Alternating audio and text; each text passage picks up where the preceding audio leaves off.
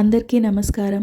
ఈ వీడియోలో నల్లమల అటవీ ప్రాంతంలో అద్భుతమైన వాతావరణం మధ్యలో ఉన్న శ్రీ కాశీనాయన జ్యోతి క్షేత్రం ఫుల్ టూర్ అండ్ దీని వెనుకున్న స్టోరీ గురించి తెలుసుకుందాం. ఎన్నో సంవత్సరాల క్రితం ఇక్కడ ఒక చిన్న నరసింహస్వామి గుడి ఉండేదంట.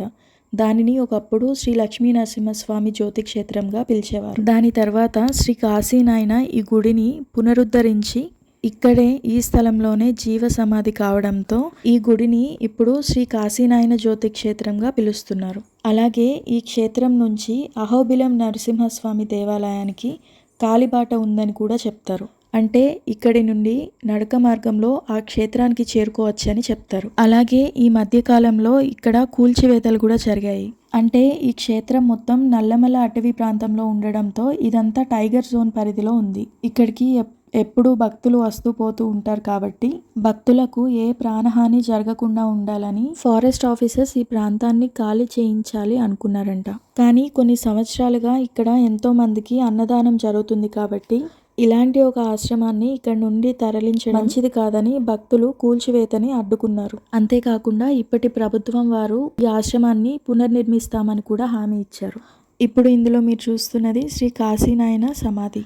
ఈ గుడి వెనుక భాగంలో స్వయంభుగా వెలసిన శ్రీ కాశీ అన్నపూర్ణాదేవి అలాగే కాశీ విశ్వేశ్వరుని ఆలయం ఉంటుంది. అక్కడ అన్నపూర్ణాదేవి విగ్రహాన్ని కాశీనాయన స్వయంగా ప్రతిష్ఠించారంట. దీని వెనుక ఉన్న కథ ఏంటంటే అమ్మవారు కాశీనాయన కలలో కనిపించి ఎన్నో ఏళ్ల క్రితం ఇక్కడ వెలసిన శ్రీ లక్ష్మీ నరసింహస్వామి ఆలయంలో 14 అడుగుల లోతులో నా ప్రతిమ ఉంటుంది, ఆ ప్రతిమని వెలికి తీసి ఇక్కడే ప్రతిష్ఠించమని అమ్మవారు ఆయన కలలో చెప్పారంట. అందుకే ఇక్కడ ఉన్న అన్నపూర్ణాదేవిని స్వయంభూగా చెప్తారు. అంతేకాకుండా అమ్మవారు స్వయంభూ కాబట్టి ఇక్కడ ఏమి కోరుకున్నా ఖచ్చితంగా జరుగుతాయని ఇక్కడి భక్తుల నమ్మకం. అందుకే ఈ ప్రాంతంలో పండించే ప్రతి పంట మొదట అమ్మవారికే సమర్పిస్తారంట.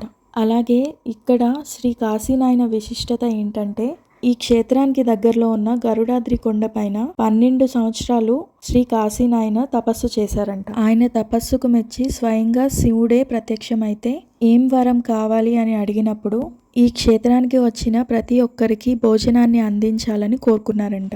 ఈ వరం నేను తీర్చేది కాదు, ఆ అన్నపూర్ణాదేవికే సాధ్యమని చెప్పారట. ఆ తర్వాత సాక్షాత్తు అన్నపూర్ణాదేవియే ఆయన స్వప్నంలో కనిపించి ఆయన కోరికని మన్నించారని ఇక్కడి ప్రజల నమ్మకం. ఇక్కడ మీకు కనిపిస్తున్నదే శ్రీ అన్నపూర్ణాదేవి ఆలయం. అంతేకాకుండా అన్నపూర్ణాదేవి ప్రతిమ, శివలింగం, నంది, ధ్వజస్తంభం అలాగే శ్రీ కాశీనాయన సమాధి ఉన్న చోటు అన్నీ ఒకే వరుసలో ఉంటాయంట. అటుప్రక్కనే శ్రీకృష్ణుని ఆలయం కూడా ఉంటుంది. అంతేకాదు ఈ క్షేత్రం వారు 100కు పైగా గోవులను సంరక్షిస్తున్నారంట. శ్రీ కాశీనాయన అవతరణ ముఖ్య ఉద్దేశం ఏంటంటే ఏ మనిషి ఆకలితో ఉండకూడదు అని. అంతేకాకుండా కాశీనాయన మరణించిన చోట ఎన్నో ఏళ్లుగా ఉన్న ఒక మర్రి చెట్టు దానంతటా అదే పడిపోయిందంట ఆయన మరణించిన తర్వాత.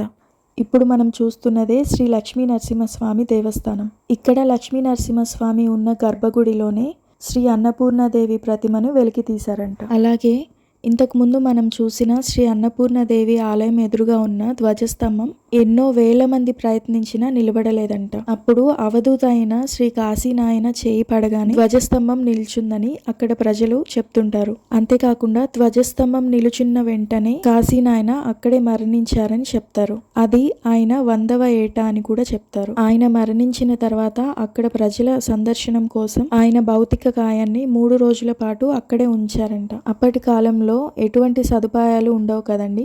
అయినా కానీ 3 రోజుల పాటు ఆయన దేహం ఉంచినా ఆయన దేహం చెక్కు చెదరలేదంట. అలాగే ఒక బ్రతికి ఉన్న మనిషి నిద్రిస్తున్నట్లుగానే కనిపించిందంట. ఇంతకు ముందు క్లిప్ లో మీరు చూసింది అన్నదాన సత్రం అండి. అలాగే ఇప్పుడు చూస్తున్నది ఇటీవల కాలంలో కూల్చివేతకు గురి అయిన ఆశ్రమం. అంతేకాకుండా కాశీనాయన ఎన్నో పురాతన ఆలయాలని పునర్నిర్మించారు. అంతేకాకుండా ఇప్పుడు ప్రతి గుడిలో జరిగే అన్నదాన కార్యక్రమాలు శ్రీ కాశీనాయన నాంది పలికినవే. Thank you so much for watching.